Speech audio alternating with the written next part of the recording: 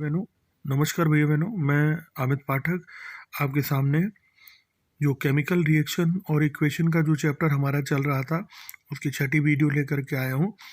इस वीडियो में भैया बहनों हम देखेंगे कि जो केमिकल इक्वेशन है वो क्या होता है। तो केमिकल इक्वेशन जो है वो एक शॉर्ट हैंड रिप्रेजेंटेशन है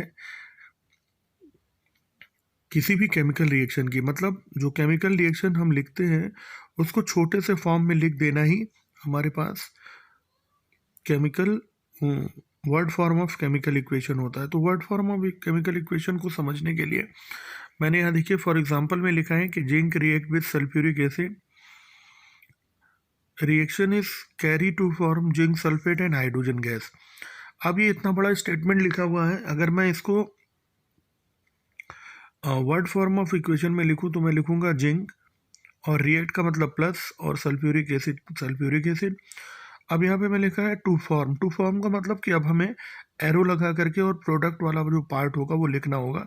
तो मैं यहाँ पर लिखूँगा to form zinc sulphate and hydrogen gas. तो ये जो आपके पास एक लेंदी पैराग्राफ से आपने एक शॉर्ट रिप्रेजेंटेशन वर्ड के फॉर्म में तैयार किया, इसीलिए मैं इस इक्वेशन का नाम जो है वो word form of chemical equation पड़ गया। इसी तरह से अगर हम किसी भी केमिकल रिएक्शन को उसके इक्वेशन के फॉर्म में लिखते हैं, मतलब उसके सिंबल्स के फॉर्म में लिखते हैं, तो वो हमारे पास symbolic representation of chemical equation बन जाती है। जैसे लैंग्वेज या वर्ड में ना लिख करके हम उसको सिंबल्स के फॉर्म में लिखें। जैसे अगर हम यहाँ देखें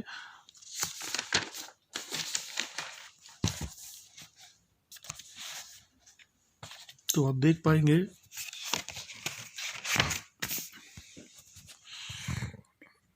यहाँ पर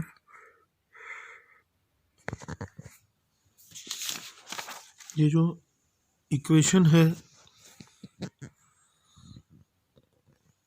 इसको मैंने यहाँ पर सिंबल के फॉर्म में लिख रखा है। जैसे Zn, जिनका सिंबल होता है Zn, और सल्फ्यूरिक एसिड का सिंबल होता है H2SO4, और फिर जिंक सल्फेट का सिंबल होता है ZnSO4, और फिर यहाँ H2। ये जो इक्वेशन हमारे पास बनी ये symbolic form of chemical equation बन गई। अब हमारे पास जो केमिकल इक्वेशन होती है ये जनरली दो तरह की होती है, बैलेंस्ड केमिकल इक्वेशन और अनबैलेंस्ड केमिकल इक्वेशन। तो बैलेंस्ड केमिकल इक्वेशन अगर हम देखें तो उसमें हम देखेंगे कि इसमें दो पार्ट होते हैं। आपको मैंने बताया था कि किसी भी केमिकल रिएक्शन में दो पार्ट होते हैं, रिएक्टेंट पार्ट और प्रोडक्ट पार्ट। तो यहाँ पर जो रिएक्टेंट पार्ट और अगर प्रोडक्ट पार्ट दोनों के एलिमेंट्स के एटम्स अगर दोनों तरफ बराबर होते हैं तो वो बैलेंस्ड केमिकल इक्वेशन होती है। देखिए यहाँ मैंने आपको समझाने की कोशिश की है। जैसे ऊपर की एक इक्वेशन मैंने लिखी, उसमें लिखा मैंने Na+H2O एरो लगाया, और फिर प्रोडक्ट वाला पार्ट मैंने लिखा NaOH+H2। अगर आप यहाँ देखें तो रिएक्टेंट साइड में एक सोडियम है, प्रोडक्ट साइड में भी एक सोडियम है। यहाँ पर एक्चुअली हमें बहुत ही केयरफुली एक एक एलिमेंट्स के जो एटम्स होते हैं उनको चेक करना होता है, अदरवाइज हम उसको सॉल्व नहीं कर पाएंगे। यहाँ हाइड्रोजन देखें तो हाइड्रोजन के दो एटम है, चूँकि H2 लिखा हुआ है, और वहाँ पर भी हाइड्रोजन के दो एटम है। लेकिन अगर यहाँ पर ऑक्सीजन को हम चेक करें तो ऑक्सीजन यहाँ पर आप देख पाओगे हाइड्रोजन के वहाँ पर तीन एटम है। आप प्रोडक्ट साइड में देखो तो प्रोडक्ट साइड में आपको तीन एटम दिखाई देंगे। एक तो H2 वहाँ लिखा हुआ है और एक H जो है वो NaOH पार्ट में लिखा हुआ है। तो यहाँ पर ओवरऑल हाइड्रोजन कितने हो गए? तीन। और इस तरफ रिएक्टेंट वाली साइड में जो हमारे पास है हाइड्रोजन है वो वहाँ पर केवल दो है। तो हम देख पा रहे हैं कि यहाँ पर हाइड्रोजन जो है वो बराबर नहीं है। अगर अब हम ऑक्सीजन को चेक करें तो यहाँ पर ऑक्सीजन रिएक्टेंट साइड में एक ऑक्सीजन अवेलेबल है, यहाँ पर भी एक ऑक्सीजन अवेलेबल है। तो हम कुल मिलाकर के कह सकते हैं ये एक अनबैलेंस्ड केमिकल इक्वेशन है, क्योंकि इसमें जो रिएक्टेंट साइड है वहाँ पर तो हाइड्रोजन की संख्या कितनी है? दो है, और जो प्रोडक्ट साइड है वहाँ पर हाइड्रोजन की संख्या तीन है। इसीलिए ये अनबैलेंस्ड केमिकल इक्वेशन है। अभी आगे मैं आपको बताऊंगा कि किसी इक्वेशन को कैसे हम बैलेंस करते हैं। फिलहाल हम यहाँ पे अपने सेकंड इक्वेशन में आ जाते हैं, अनबैलेंस्ड केमिकल इक्वेशन। तो ऊपर वाले आपने देखा कि ऊपर वाली इक्वेशन हमारे पास अनबैलेंस्ड केमिकल इक्वेशन हो गई, लेकिन मैंने नीचे आपको इसको बैलेंस करके दिखाया। अभी ये कैसे बैलेंस करेंगे हम इसको। अब जब बैलेंस मैंने किया तो यहाँ पर आप देखिए रिएक्टेंट साइड में भी 2 सोडियम है, वहाँ पर भी 2 सोडियम है, वहाँ पर भी जो आपके पास रिएक्टेंट है वहाँ पर 4 हाइड्रोजन है, यहाँ पर भी NaOH का, अगर NaOH का जो H है उसे 2 से मल्टीप्लाई करेंगे तो H2 और उधर H2 दोनों मिलाएंगे तो 4 हाइड्रोजन हो जाएगी। ऑक्सीजन अगर हम इधर देखें तो ऑक्सीजन इधर 2 है, उधर भी ऑक्सीजन हमारे पास 2 है। तो इस तरीके से हम कह सकते हैं कि ये एक, जो कि पहले एक अनबैलेंस्ड केमिकल इक्वेशन थी, अब वो बैलेंस्ड केमिकल इक्वेशन बन गई। इसकी बैलेंसिंग हम कैसे करेंगे ये हम आगे देखेंगे। अब हम आ जाते हैं unbalanced chemical equation. Unbalanced chemical equation में क्या होता है, अभी मैंने जैसे ऊपर आपको बताया कि जो रिएक्टेंट्स के एलिमेंट के जो एटम होते हैं वो दोनों साइड में बराबर नहीं होते हैं, तो वो हमारे पास क्या बन गई, अनबैलेंस्ड केमिकल इक्वेशन बन गई। तो ऊपर जो एक एग्जाम्पल मैंने लिया है वहाँ पर आप देख पा रहे होंगे कि वहाँ पर हाइड्रोजन, सोडियम 1 है, सोडियम भी 1 है, हाइड्रोजन 2 है, लेकिन रिएक्टेंट प्रोडक्ट साइड में हाइड्रोजन 3 है, ऑक्सीजन इधर 1 है इधर। इसका मतलब ये, चूँकि इस केमिकल इक्वेशन में केवल हाइड्रोजन बराबर ना होने के कारण ये पूरी की पूरी जो हमारे पास एक केमिकल इक्वेशन है वो एक अनबैलेंस्ड केमिकल इक्वेशन बन गई। अब हम यहाँ देखें कि किसी भी केमिकल इक्वेशन को बैलेंस करने का क्या फ़ायदा होता है। तो बैलेंस करने का सिर्फ यही फ़ायदा होता है कि आपने 9th क्लास में law of conservation of mass पढ़ा होगा। तो law of conservation of mass में हम ये पढ़ते थे कि जो मास ऑफ प्रोडक्ट है वो मास ऑफ रिएक्टेंट के बराबर होता है। तो अगर हमारे पास कोई भी केमिकल इक्वेशन अगर हमारे बराबर नहीं होगी तो हम उसमें जो law of conservation of mass है उसको अप्लाई नहीं कर पाएंगे। यही कारण है कि किसी भी केमिकल इक्वेशन को हम क्या काम करते हैं, उसको बैलेंस करते हैं। अब हम यहाँ देख पाएंगे कि किसी भी केमिकल इक्वेशन को हम बैलेंस कैसे करते हैं। तो बैलेंसिंग के लिए सिर्फ आप कुछ रूल्स मैंने यहाँ लिखे हैं, ऐसे बहुत सारे रूल्स होते हैं लेकिन ये बहुत ईजी है और आसानी से आपको समझने वाले रूल्स हैं। आप इसको ध्यान से देखिए। पहला रूल है बैलेंस अदर एलिमेंट। मैंने सबसे पहले यहाँ लिखा कि हम सबसे पहले जो भी हमको केमिकल इक्वेशन दी जाएगी उसमें जो अदर एलिमेंट है उनको हम बैलेंस करते हैं। इसमें मतलब कि बैलेंस अदर एलिमेंट्स का मतलब कि अदर एलिमेंट कौन है, मतलब अगर हम अपने केमिकल इक्वेशन को ध्यान से देखेंगे और उसमें देखेंगे कि हाइड्रोजन और ऑक्सीजन को छोड़ करके अगर कोई दूसरा एलिमेंट उसके अंदर आता है तो वो हमारे पास क्या बन जाता है, अदर एलिमेंट बन जाता है। आइए इसको हम एक एग्जाम्पल के माध्यम से यहाँ समझ सकते हैं। यहाँ अगर हम देखें तो एक रिएक्शन मैंने लिखा Na+H2O, एरो लगाया NaOH और H2। इस रिएक्शन में अगर आप देखोगे तो यहाँ पर मैंने आपको बताया कि हाइड्रोजन और ऑक्सीजन को छोड़ करके जो अदर एलिमेंट होते हैं वही अदर हाइड्रोजन और ऑक्सीजन को छोड़ करके जो भी एलिमेंट बचते हैं वो अदर एलिमेंट हो जाते हैं। तो यहाँ पर सोडियम जो होगा वो एक अदर एलिमेंट हो जाएगा। तो सबसे पहला हमारा रूल ये होता है कि किसी भी केमिकल इक्वेशन में जो अदर एलिमेंट्स होते हैं सबसे पहले हम उनको बैलेंस करने का काम करते हैं। तो अभी हम ये देखेंगे कि अदर एलिमेंट्स की हम पहचान कैसे करते हैं। तो यहाँ मैंने सेकेंड एग्जांपल में आपको दिखाया कि Fe2O3 प्लस Al, एरो लगाया Al2O3 प्लस Fe। इस इक्वेशन में अगर आप देखें तो यहाँ पर Fe और Al दोनों अदर एलिमेंट्स की तरह बिहेव करेंगे। चूँकि मैंने आपको बताया था कि हाइड्रोजन और ऑक्सीजन को छोड़ करके जो भी आपके केमिकल इक्वेशन में जो भी एलिमेंट आएंगे वो अदर एलिमेंट कहलाएंगे।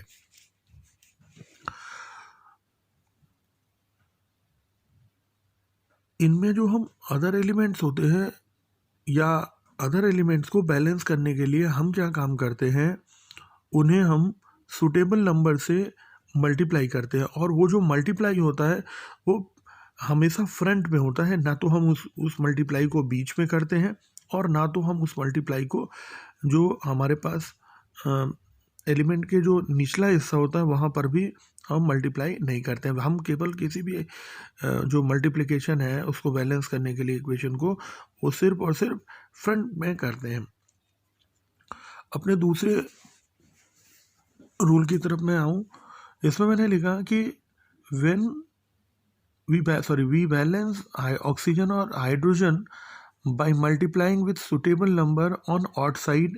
This activity also can unbalance the other elements which we balance in starting. So sometime we further balance the balance these elements.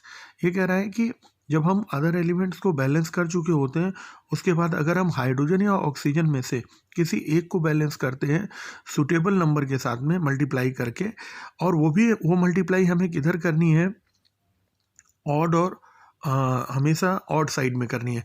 थोड़ा सा इसको मैं आपको एक्सप्लेन करना चाहूँगा कि ऑड और इवन साइड कहाँ है। ये देखिए, आप ध्यान से देखेंगे तो ये एक इक्वेशन मैंने लिखी है, Na+H2O, एरो लगाया NaOH+H2। अगर आप इसको देखें ध्यान से तो इसमें रिएक्टेंट साइड में 2 हाइड्रोजन अवेलेबल है, और और इसमें जो प्रोडक्ट साइड है उसमें 3 हाइड्रोजन अवेलेबल है। तो आप ये देखिए, जो ऑड साइड हुई, 2 तो इवन नंबर होता है, तो जो ऑड साइड हुई वो हमारे पास प्रोडक्ट साइड में अवेलेबल है। एक्चुअल में हमारे पास जो ऑड साइड है वो कहाँ पर है, H2 में जो 2 है वो तो इवन हो गया, लेकिन NaOH में जो H है वो 1 है केवल, तो 1 हमारे पास क्या हो गया, एक ऑड साइड हो गई। इसीलिए जो भी हम मल्टीप्लाई करेंगे वो कहाँ पर करेंगे, NaOH के फ्रंट में जाकर के करेंगे, ताकि हम हाइड्रोजन को बैलेंस कर पाएँ। क्योंकि इस रिएक्शन में जो अदर एलिमेंट्स हैं और ऑक्सीजन, ये दोनों ऑलरेडी बैलेंस है। ठीक, तो यहाँ पर जैसे ही हम क्या करेंगे, यहाँ पर हम 2 से मल्टीप्लाई करेंगे। देखिए, हाइड्रोजन के फ्रंट में मैंने 2 से मल्टीप्लाई कर दिया, तो जैसे ही मैंने हाइड्रोजन में फ्रंट में 2 से मल्टीप्लाई किया तो हाइड्रोजन की संख्या जो प्रोडक्ट साइड है वहाँ पर हो गई 4, H2 और H2 मिलकर के 4H2 बन गया। तो मैंने यहाँ पर जो H2O था वहाँ पर हाइड्रोजन को 4 करने के लिए 2 से मल्टीप्लाई कर दिया, तो मैंने यहाँ 2 से मल्टीप्लाई कर दिया। अब चूँकि मैंने 2 NaOH रख दिया है, तो 2 NaOH रखते ही वहाँ पर जो सोडियम था, सोडियम कितने हो गए, सोडियम हो गए 2, इसलिए मुझे वहाँ पर फ्रंट में भी 2 से मल्टीप्लाई करना पड़ा, ताकि मैं सारे एलिमेंट्स को बराबर करके उस इक्वेशन को बैलेंस कर सकूँ। तो मोटे मोटे तौर से हम ये देखते हैं कि सबसे पहले हम किसी भी केमिकल इक्वेशन में जा कर के जो अदर एलिमेंट्स होता है उसको सुटेबल नंबर से हम मल्टीप्लाई करते हैं, और वो भी उस साइड करते हैं जिधर ऑड साइड होती है। अभी ऊपर मैंने आपको ऑड और इवन की पहचान बता दी है। एक इक्वेशन और अगर हम देखें तो यहाँ पर अगर आप देखिए Fe2O3 प्लस Al, अभी हम 2Al नहीं बोल रहे हैं इसको, और यहाँ पर Al2O3 प्लस Fe है मान लीजिए। तो सबसे पहले हमने यहाँ देखा, यहाँ Fe2 है, इसलिए मैंने उधर 2 से मल्टीप्लाई कर दिया ताकि अदर एलिमेंट्स में मैं Fe को बराबर कर सकूँ। फिर यहाँ पर Al2O3 लिखा था प्रोडक्ट साइड में, मतलब एल्युमिनियम 2 था, इसीलिए मैंने यहाँ पर 2 से मल्टीप्लाई कर दिया। कुछ रिएक्शंस आपको ऐसे भी मिलेंगे जहाँ पर आप अदर एलिमेंट्स को बैलेंस कर देते हैं, तो आपका ऑक्सीजन या फिर उसमें जो हाइड्रोजन होता है वो अपने आप बैलेंस हो जाएगा। जैसे इस रिएक्शन में अब अगर हम देखें तो ऑक्सीजन यहाँ 3 है, यहाँ पर ऑक्सीजन 3 है, हाइड्रोजन है ही नहीं, मतलब ये पूरी इक्वेशन हमारी बैलेंस हो चुकी है। ये कुछ एग्जांपल्स मैंने आपको यहाँ बैलेंस करने के लिए दिए हैं, और उनके सॉल्व भी मैंने यहाँ पर कर रखे हैं, तो आप इनकी प्रैक्टिस कर पाएंगे। एक बार आप पहले अपने आप से लगाइए, फिर इन सॉल्यूशंस को देख लीजिए। पहले अपने आप से एक बार आप लगाएं इनको, और फिर एक बार फिर उससे टैली कर लें कि हमने इनको सही किया है कि नहीं। यहाँ मैंने इनका सॉल्यूशन भी दे रखा है, और भी आप NCERT की बुक में बहुत सारे वो हैं, एग्जांपल्स हैं जिनसे आप इसे क्या कर सकते हैं, सॉल्व कर सकते हैं। तो उनकी प्रैक्टिस करिए, डेफिनेटली आपको इन रूल से बहुत हेल्प मिलेगी, और बहुत आसान है ये, जिनसे आप इनको कर पाएंगे। अब आपके पास बैलेंसिंग में एक दूसरा पार्ट भी हमारे पास आता है। वो पार्ट होता है कि अगर हमारे पास कोई भी जो केमिकल इक्वेशन है वो वर्ड फॉर्म में दी गई है, तब हम उसे कैसे बैलेंस करते हैं। तो वर्ड फॉर्म में अगर इक्वेशन दे रखी है तो पहले उसको हम सिम्बॉलिक फॉर्म में कन्वर्ट करते हैं, और सिम्बॉलिक फॉर्म में जब वो कन्वर्ट हो जाती है तो जैसे ऊपर अभी पीछे मैंने आपको रूल्स लिखवाए हैं, उसी तरह से हम आगे की चीज़ों को सेम, जैसे सिम्बॉलिक फॉर्म बनते ही वो रूल हमारे पास जैसे प्रीवियस थे वैसे ही सॉल्व कर सकते हैं हम प्रीवियस रूल से। लेकिन ये जो सिम्बियोलिक फॉर्म में कैसे हम कन्वर्ट करेंगे, ये यहाँ पर आपको सीखने की बात है, तो ये मैं आपको बताना चाहूँगा, बहुत ध्यान से देखिएगा। यहाँ पर अगर हम सिम्बियोलिक फॉर्म की बात करें तो किसी भी वर्ड इक्वेशन को सिम्बियोलिक फॉर्म में बदलने के लिए हमें उस एलिमेंट को या फिर वो जो हमारे पास कंपाउंड दे रखा है उसको हमें क्या करना पड़ेगा, सिंबल्स या फिर फार्मूले में कन्वर्ट करना पड़ेगा। तो इस फार्मूले में कन्वर्ट करने के लिए आपको उस एलिमेंट का सिंबल, चूँकि आपको वहाँ नाम केवल दिया होगा और आपको उसकी सिंबल और वैलेंसीज याद करनी होगी।